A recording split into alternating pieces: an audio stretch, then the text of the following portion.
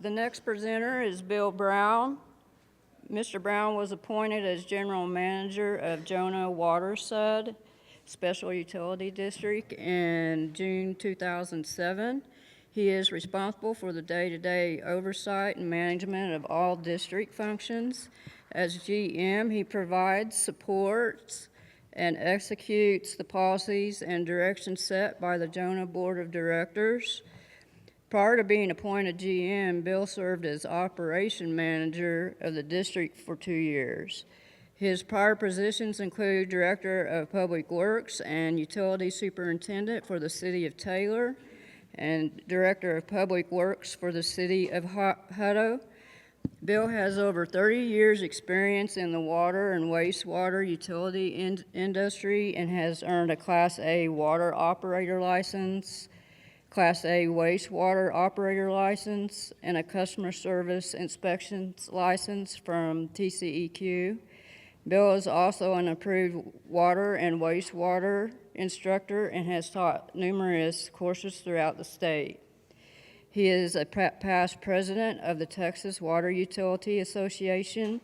In his spare time, he enjoys spending time with his family. Please welcome Mr. Brown.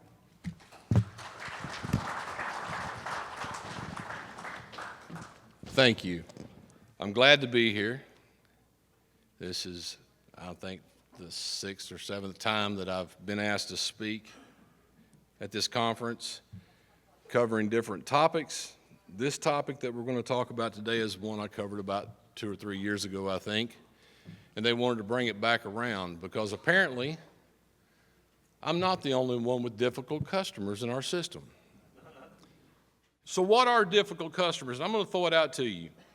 Folks are frustrated, they're tired, and I could go through this whole list. But some of them we deal with are folks that feel like they've been treated poorly. They didn't pay their bill. We had an incident not long ago where a customer said, because not only do we mail out the bills, we mail out the late notices, then we send out emails, and then we put it on our Facebook page, which we have now 2.4 stars. We're excited. And let's see, emails, our website, and then the mailed notices. It comes to cutoff day. Well, I didn't know. Y'all didn't tell me. We did everything we could. Well, you could have called me. You want me to call 15,000 people? It's not practical. But you can't say that. There are 3 types of folks when they call in, your customers. They're angry or they're rude. They're going to try to out-talk you, or they're uncooperative. How many folks do I have that deals with customers in this room? You ever dealt with an angry customer or an upset customer? I can name 2 by name, but I won't, that I can think of in our system over my 17 years at Jonah that I thought we were going to throw a party for when they moved. And the second one, when she would call upset, you could not speak. You could not defend anything. You could not explain anything to her. She was going to talk. She was bringing the news media, her attorney. You are not getting a word in edgewise. She got upset because we parked on her street. I said, they're out doing a system survey and getting GPS points of our valves, hydrants, meters. Well, why'd you park on my street? Because it's in our system. I mean, they have to park somewhere. Then she accused us of turning off her gas. It's not what we do. And that affected her electric. But whatever, I could go on with that type of person. But basically, if you will just let them vent, let them get their feelings out, and then hopefully you can move toward a solution. At work and in my classes, I tell people, when you go out to deal with a customer, I don't care if they're cussing you, screaming at you, calling you names.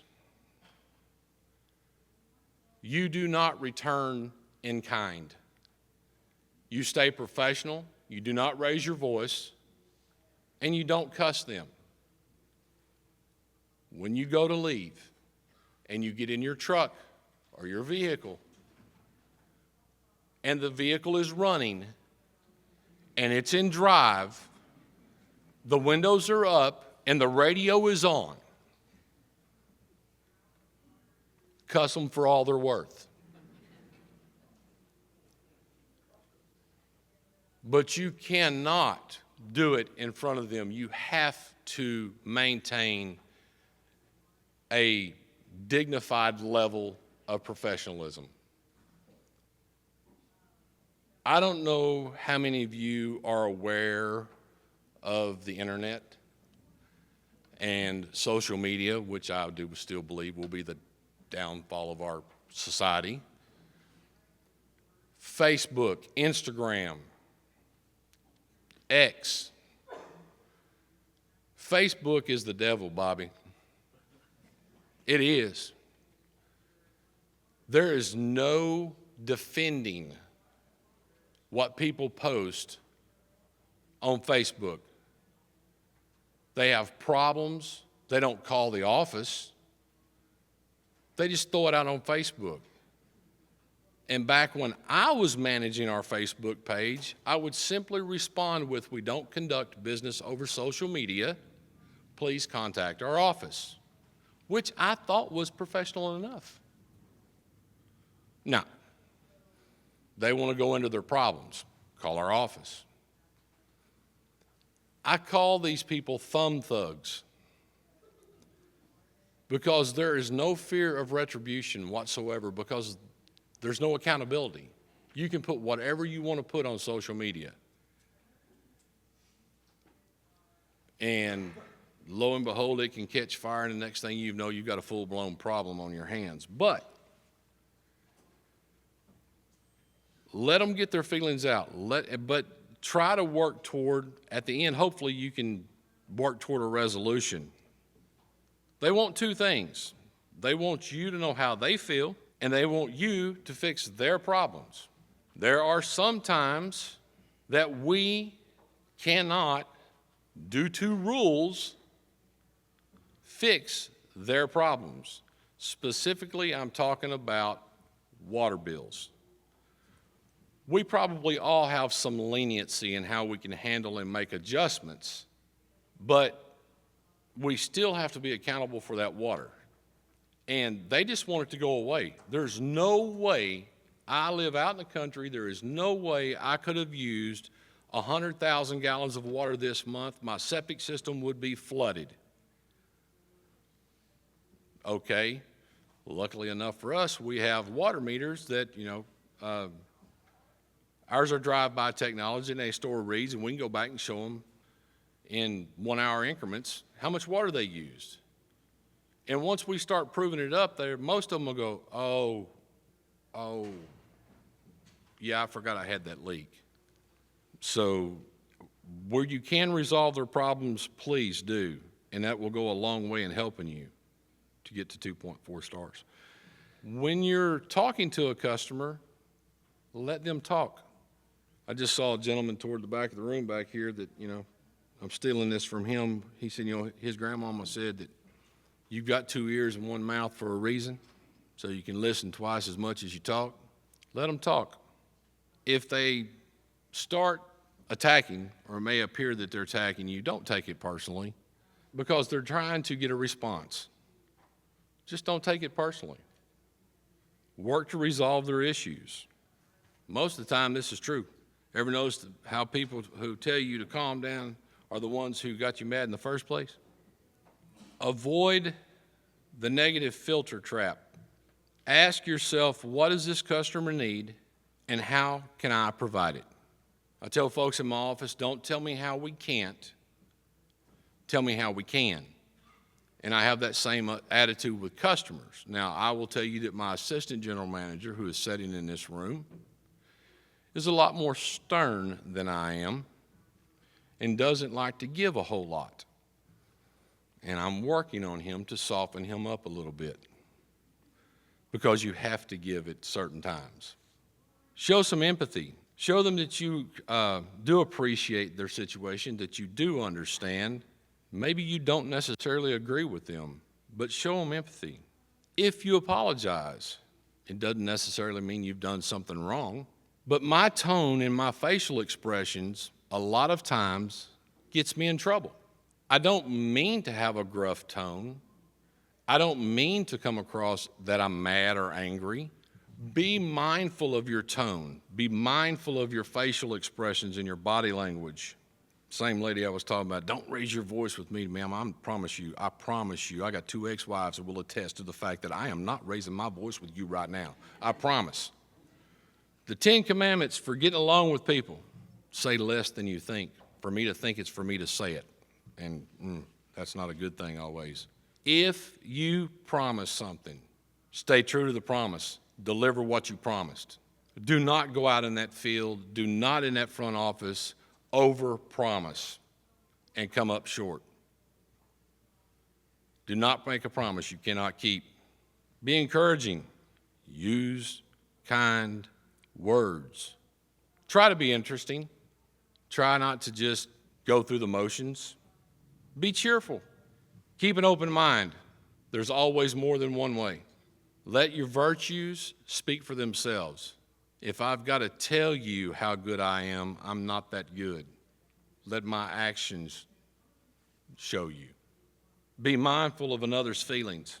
Again, if somebody's making some rude remarks, let them go. You're there to do a job. Some of our downfalls are, don't be just over anxious to claim all the credit. Put the credit where credit's due. How many managers or supervisors do I have in this room? A lot. I made myself a promise a long time ago that if I ever got promoted, I wouldn't forget where I came from. If I stand in front of my board of directors today and they're showering me with praise, it's not me. It's my entire team. It's everybody that was involved. If I'm rewarded, they're rewarded. Just don't be the one that, I did this and I did that and look at me go. The people that you've been entrusted to lead aren't going to appreciate you very much because they know the truth. Be an appreciative listener. Be tolerant of different viewpoints. Today's world, for some folks, that may be hard to do. But let's just keep it at work. Not everybody sees things the same way. See the potential good in people.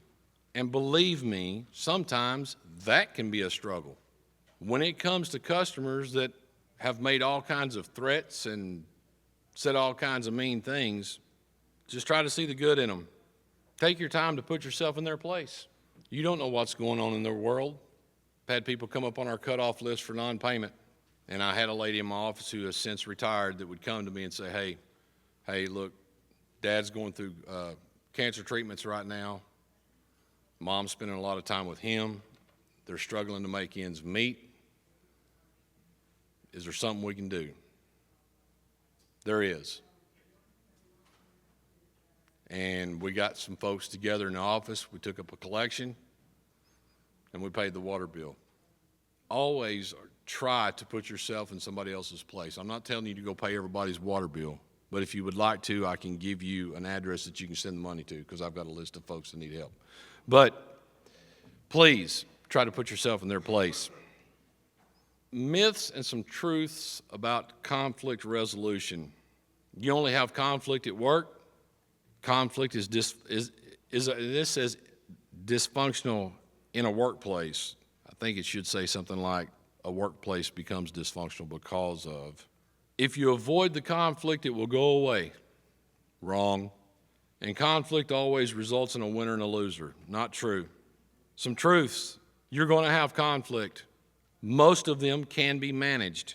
It's going to require accommodation, avoidance, compromise, there's a big one, and collaboration.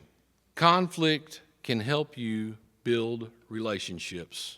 When I was hired by my board of directors in 2007, I was hired on a 5-4 vote of the board. I had 4 people on that board that wanted no part of me being GM. So I walked on eggshells because I thought, one slip up, I lose a vote, I'm gone. 1 year later, when it was time to do my review, I had 100% support, and that has not wavered in 17 years. Because I had to work to show them that I had the best interests of the district in mind, and if I didn't know, I would learn what I needed to do to perform the job. It can be a motivator for change. 2 ways that people deal with conflict: fight or flight. And flight is not a real good option because it's not going to go away. You want to make a mistake, try to ignore it. Become aggressive. It's not going to do you any good. On the negative side of conflict management, somebody with a short fuse, hello, I have a short fuse. A cold shoulder, if you're one who tends to backstab folks, or someone that's always trying to pass out those social zingers in front of people and try to make comments about folks. If you're one that tries to pick those trivial fights or get into some kind of conflict just because, you don't always have to have the last word. Creating a competition, I would encourage you not to jump into the early stages of some kind of conflict resolution of creating a competition. If you do, it needs to be the extreme. We're talking about accommodation. Be concerned with the customer being happy or preserving the relationship versus arguing the issue. Never let the issue become more important than the person. Be accommodating because you want them to express their point of view. When you want them to, it says learn by their own choices, maybe, become more, the understanding of how things work become more clear in your system. If you try to avoid it, let others handle it. Hit things head on. If you're presented with conflict, hit it head on. Don't try to run from it. Don't try to avoid it because it's just going to fester. If you think, well, nobody thinks this is a big deal, so I'm just going to let it go. If you let it go long enough, it's going to become a big deal more than likely. The cooling off period. We had an issue in our office a few weeks ago, and I was on vacation. It's not important that I was sitting at a blackjack table on a cruise ship. That does not matter. But I was having a good time. And I got a phone call. I got a text, actually, which was followed by a phone call, which was followed by more text. And I started not paying attention to what I was doing at the table, and the next thing I know, my stack of chips had gotten real small, which then I really got mad. I had to hit it head on. I had to deal with it then. But luckily enough, I had a good group of folks that finally the last text I got was, "Don't worry, we've got this." And I'll be dogged if they didn't. They handled it. And we released 15,000 customers' phone number, email address, and address in an email that was supposed to say, "Hey, by the way, you're late paying your bill." There was a huge glitch, and it was a mistake, and I had some explaining to do. You can't run from it. Hit it head on, and then pay attention to what you're doing going forward. But I was on vacation, and when I saw it, my knee-jerk reaction was, well, somebody's gone. And that somebody is somebody that's been with me for like 13 or 14 years that I think the world of. that's babysat my kids, that's watched my house, that I've watched her grow up, and I've watched her get married, I've watched her have kids. She gone. But I had another full day and the weekend to cool down. And by the time I got to the office the following Monday, I had all the facts in front of me. And I said, and we talked, and I counseled her, and we had a very frank discussion. Emails, cell phone numbers, and addresses I can get on Google inside of 10 minutes. We didn't release credit card information. We didn't release Social Security numbers. We didn't release credit card numbers. Bad, yes, but not near what it could have been. But I got to cool down. And when I started talking to her, she was almost in tears at the beginning of the conversation. Am I fired? I said, no, you're not. But this doesn't happen again. Had I been at the office when it happened, somebody would have had to snatch me up and drag me out, or I'd have done something stupid out of haste. Take time to cool off is my point. Read real careful. Bottom it says, let's agree to respect each other's views, no matter how wrong yours might be. That's compromise. Compromise. The short of it is, and I know you've all heard it, and I'm preaching to the choir, if you feel like you both won or you feel like you both lost, probably a pretty good deal. Neither one of you have the upper hand. To find common ground, maybe it's a temporary solution to a complex problem. Maybe you've got to reach some type of a solution because of time pressures. And I will tell you that compromise is probably the most effective way to manage a conflict. You've got to be willing to compromise. Collaboration, merging your experiences from people of different backgrounds. How many of you managers and supervisors make all the decisions by yourself? I hope you don't. I hope that your entity's large enough that there's more than one and somebody you can bounce things off of. There are times you have to make a call. But for most things, you can use a collaborative effort and get some different opinions and views. If the answer isn't immediately clear, be creative. Don't tell me why we can't. Tell me how we can. Figure out a way to do it. Maybe you can't, but you've got folks around that can help you. Communication, key. Basic acknowledgments or nonverbal responses kind of goes hand in hand with what your facial expressions and your tones. Better to be silent and thought a fool than to open your mouth and remove all doubt. Be a good listener. You don't have to outtalk everybody in the room. Seek first to understand, then to be understood. Most people listen with the intent to respond instead of listening with the intent to understand. This is one of my mother-in-law's favorite sayings. She always says, Paul is trying to figure out what I'm saying so he can respond, and he's not listening to me. And I'm kind of guilty of doing the same thing.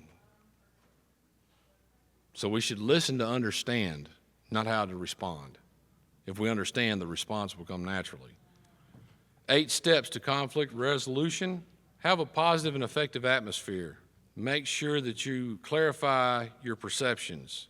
Make sure you're focused on the individual and shared needs of the conflict. Look to the future, not the past. Generate options and come up with a list of doables and stepping stones. Strive again for mutual benefit and remain flexible. Finally, you can agree to disagree, and that's okay, but you're going to remain professional. Stay equal footing on the common ground that you've got. And if you can't, find a moderator, find a facilitator that can help you come in and take care of it. That is my email address. That's all I have. Do I have any questions or comments? Bill, I've been managing team staff too for over 30 years in the business. My team, I don't expect them to cuss, nobody to cuss them. I don't cuss them. I don't expect anybody out in the system to cuss them. What I tell my team to do is tell them, hey, I'll let my supervisor know, I'll pass on this information, and he will call you back within 24 hours. Yes, sir, absolutely. You don't have to take a cussing. But please, if you're not, if you're going to say exactly that, I'll have somebody get in contact with my supervisor and move on. Don't make a comment. Don't just let it go. But yes, sir, thank you very much. All right, it looks like everybody's leaving, so I'm done. Thank y'all very much for sitting through this. Thank you, Yeah, Bill. Thanks, everybody.